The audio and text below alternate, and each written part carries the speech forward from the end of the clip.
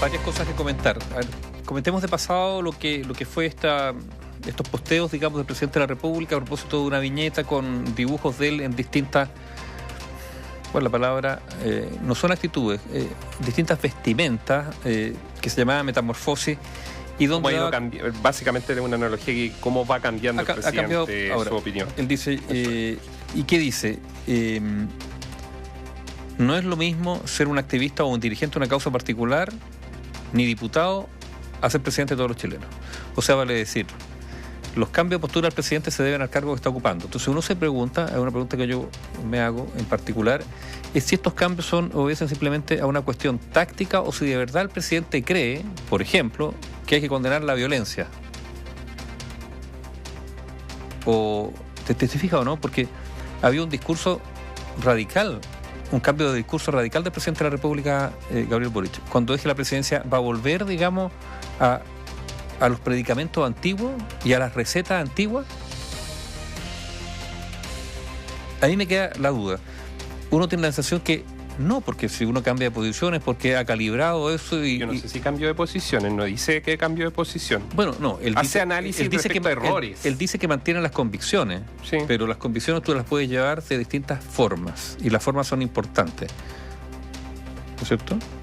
Tú puedes llevar adelante ideas de transformación, pero hay formas y formas. Hay algunas, por ejemplo, que se apartan de la ley.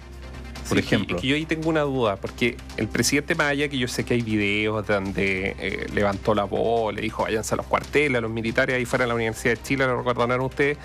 Yo creo que él siempre de hecho él es presidente en gran medida porque él tomó ciertas distancias respecto a lo que pasaba en ese momento. Él, como persona, acuérdense que incluso le tiraron cerveza, lo escupieron, lo agredieron en una plaza. Él, si el tema es... ¿qué pasa con el liderazgo de él dentro de una coalición? Porque él está diciendo que él hoy día es presidente y no es un activista. Es cierto. ¿No es cierto? Toma una distancia nuevamente de todo esto. Y ahí uno puede entender el perro matapaco, claro, y pero todo esto lo dice a propósito de qué.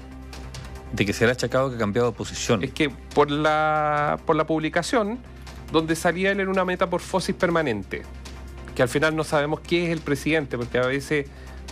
tiene un discurso parecido al de Sebastián Piñera, a veces a Ricardo Lagos, a Salvador Allende, y estoy colocando, digamos, los nombres porque finalmente el tono del presidente o el mensaje es más o menos parecido a todo ello. La pregunta es, ellos como sector político.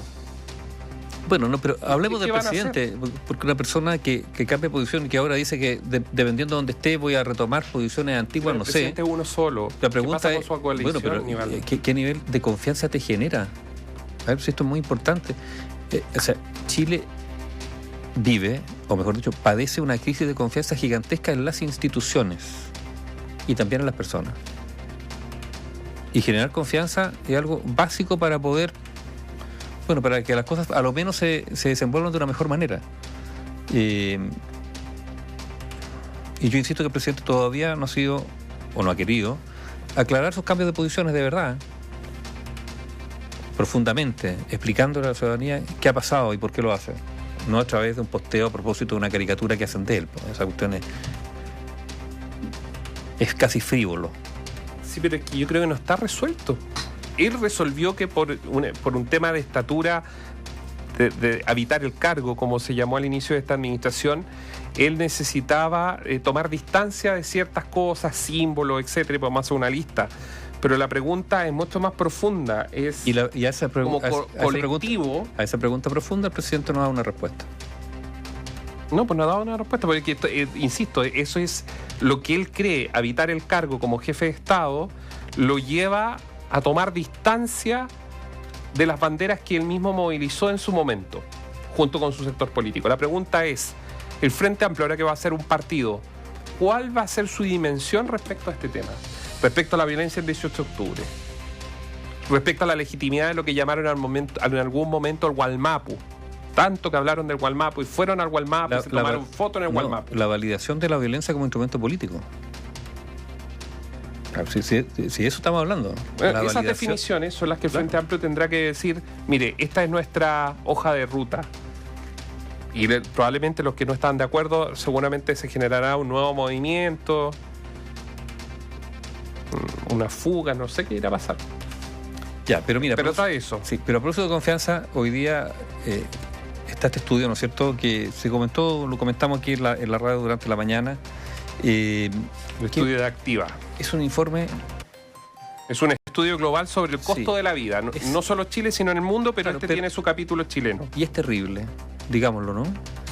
Hay un 64% de la población en Chile que declara que financieramente le cuesta llegar a fin de mes. Y en el mundo el promedio es de un 37%. Aquí hay elementos también, porque yo escuché atentamente la entrevista a quien formaba parte de esta encuesta. Aquí hay elementos que no son solo numéricos, sino que también hay algo de subjetividad porque tienen que ver con la perspectiva inmediata que tú tienes respecto lo que a tu devenir, digamos. Claro, en lo que se siente y no un balance económico de sus cuentas. No, claro, no es... Hay suma y resta, digamos, que hoy día la verdad está alcanzando menos que antes, ¿cierto? Pero también hay un elemento subjetivo, como dice, lo que se siente, cómo se proyecta el futuro inmediato, y por eso yo esto lo asocio con lo que hablábamos anteriormente con el tema de la confianza. La pérdida de confianza hace que tú, vivas, digamos, en la incertidumbre respecto también a cómo van a ir tus finanzas en el futuro. Pero mira, el mundo, tú decías, el mundo en términos globales, vivo cómodamente el año 2024, o sea, lo que va de este año, un 28% esto en el mundo. Un 28% de los ciudadanos a nivel global, de donde se hace esta encuesta, que yo por lo que miraba es básicamente Occidente principalmente, es un 28%. Chile 9%. Ni cómodo ni me cuesta, o sea, recibo la plata, vivo relativamente bien. Navego. Pero no me alcanza para ahorrar. En Chile un 23%. En el mundo 32%. ¿Y quienes viven quienes les cuesta financiarse o les cuesta llegar a fin de mes? En Chile, tú lo decías, 64% y en el mundo un 37%. Y ahí viene todo un desglose también, insisto, todo el mundo occidental. Y aquí hay varios fenómenos. Hay un fenómeno con la expectativa económica, hay un fenómeno con el golpe, digamos, que ha significado la inflación, pero también hay que decir algo. Aquí hay grupos que son más vulnerables, por ejemplo, los adultos mayores, pensando en el tema pensión, etcétera, etcétera. Claro, pero que siempre han sido vulnerables. Sí, lo que pasa es que la inflación a quienes golpea más. No, a la gente que tiene menos ingresos. Pero ¿dónde se puede medir a largo plazo el asunto?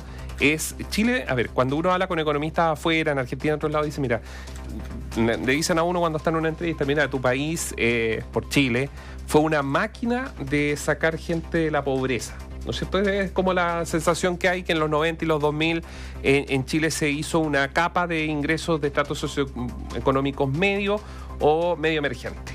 Y cuando uno empieza a revisar acá, que se correspondería a los C2, C3, claro, el número empieza a disminuir, es decir, las personas se han ido empobreciendo, y eso tiene un impacto porque los adultos mayores lamentablemente vienen en una línea de pobreza hace muchos años porque nadie ha querido realmente hacer una ingeniería al sistema de pensiones, eso todos lo sabemos, pero los grupos medios se van disminuyendo. Y ahí viene la teoría que señala que, digamos, estos grupos medios van a ser fundamentales en política, hablarle a esos grupos medios que tenían un mejor pasar, podían cambiar el auto llenos de deuda, mire lo que estoy diciendo, lleno de deuda, pero que tenían un mejor pasar, pero que ahora van en una desescalada. Y están en una política de restricción de gasto. Claro. Y ese público es políticamente es el que finalmente genera una balanza para un lado o para otro, y esto lo han dicho varios economistas cuando hablamos en términos políticos, pero en términos humanos aquí hay un deprimento sustantivo, o sea, el impacto es bastante complejo. ¿Quién es el que está mejor, le digo? Solo para terminar, para meter algo positivo, Suecia, Países Bajos. Ahí el 56-54% dice que vive cómodamente. Y en la región, ¿sabe dónde viven bien? Paraguay, 53% dice que viven cómodamente. Tiene un mercado bastante informal Paraguay, parecido al peruano. Y bueno, después viene Alemania, India y otros países. Nosotros estamos al final de la lista. Información independiente. Opinión independiente.